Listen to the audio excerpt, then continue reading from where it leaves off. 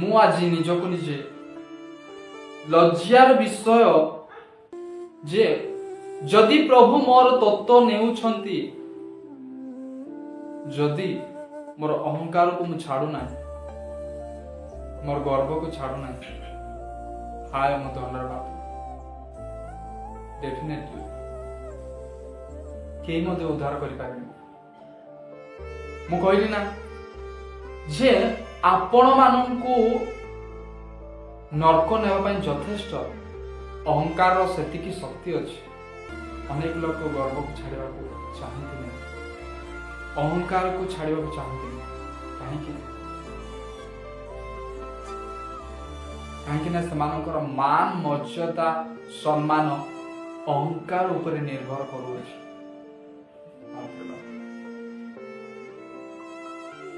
ଗର୍ବ ଉପରେ ନିର୍ଭର କରି ସାରିଲାଣି। ମନୁଷ୍ୟ ଜାଣୁନି ଯେ ମୋର ମର୍ଯ୍ୟାଦା, ମୋର ସମ୍ମାନ, ମୋର ଯାହା କିଛି ଅଛି ଗର୍ବ ଉପରେ ନିର୍ଭର କରି ସାରିଲାଣି। ଏହା ମତେ ଜଣା ନାହିଁ, ମତେ ଜଣା ବି ପଡୁନାହିଁ। ତେଣୁକରି ଲୋକମାନେ ବିନଷ୍ଟ ହଉଛନ୍ତି। ଅନେକ ଲୋକମାନେ ବ୍ୟଭିଚାର କରୁନାହାନ୍ତି, ବହୁତ ଭଲ ବିଷୟ।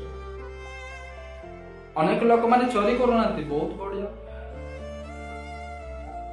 ଅନେକ ଲୋକମାନେ ତ କାହା ବିରୋଧରେ କଥା କହୁନାହାନ୍ତି, ଅତି ଉତ୍ତମ। କିନ୍ତୁ ଆପଣମାନଙ୍କ ଜୀବନରେ ଯେ ଗର୍ବ ଗୋଟିଏ ବିଷୟ ଅଛି, ତାର ନର୍କ ନେବା ପାଇଁ ଯଥେଷ୍ଟ, ଆଉ କିଛି ନାହିଁ। ମନୋନୀତ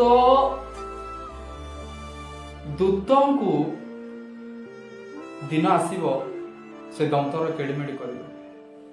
ଅପେକ୍ଷା କରିଛି, ନର୍କ ତାକୁ ଅପେକ୍ଷା କରି ରହିଛି। ବହୁତ ସମୟ ବି ନାହିଁ, ଅତି ଅଳ୍ପ ସମୟ, ଶୀଘ୍ର ଆସିବାକୁ ଯାଉଛି। ବହୁତ ଭୟଙ୍କର ବିଷୟ, ବହୁତ ଭୟଙ୍କର ଦିନ ମାଡ଼ି ଆସୁଅଛି। ଯେଉଁମାନେ ପ୍ରସ୍ତୁତ ହେବେ ସେମାନେ ନିଶ୍ଚିତ ଭାବରେ ସ୍ୱର୍ଗକୁ ଯିବେ। ଯେଉଁମାନେ ପ୍ରସ୍ତୁତ ନାହାନ୍ତି, ଆପଣମାନଙ୍କୁ ସ୍ୱାଗତ କରୁଅଛି ନର୍କ। ହସି ହସି ଚାଲିଯାଆନ୍ତୁ।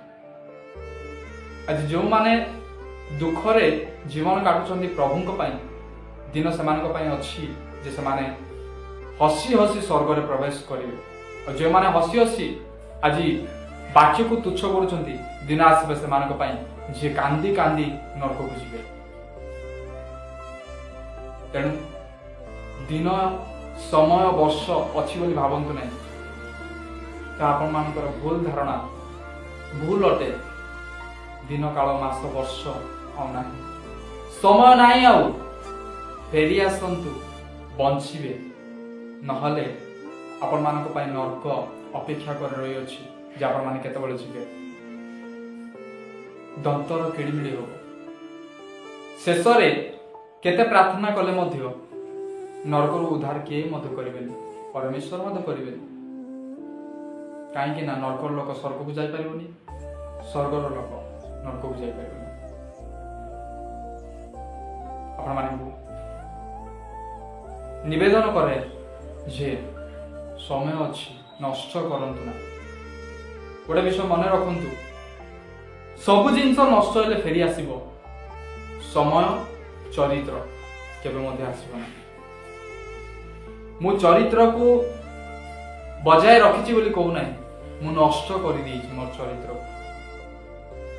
ଦିନ ଥିଲା, ମାସ ଥିଲା, ବର୍ଷ ଥିଲା ଯେ ମୋର ଚରିତ୍ରକୁ ମୁଁ ନଷ୍ଟ କରିଦେଇଥିଲି। କିନ୍ତୁ ପରମେଶ୍ୱରଙ୍କର ଦୃଷ୍ଟିରେ, ପରମେଶ୍ୱରଙ୍କର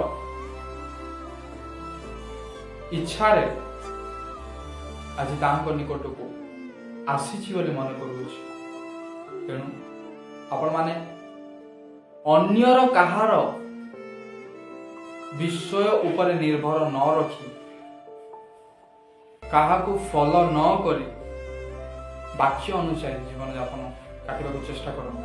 ତାହେଲେ ଆପଣମାନେ ନିଶ୍ଚିତ ଭାବରେ ସ୍ୱର୍ଗ ରାଜ୍ୟରେ ଅଂଶୀ ଗ୍ରହଣ କରିବେ। ଆପଣମାନଙ୍କୁ ସମସ୍ତଙ୍କୁ ଆଉ ପ୍ରେଜ୍ ଦ ଲର୍ଡ।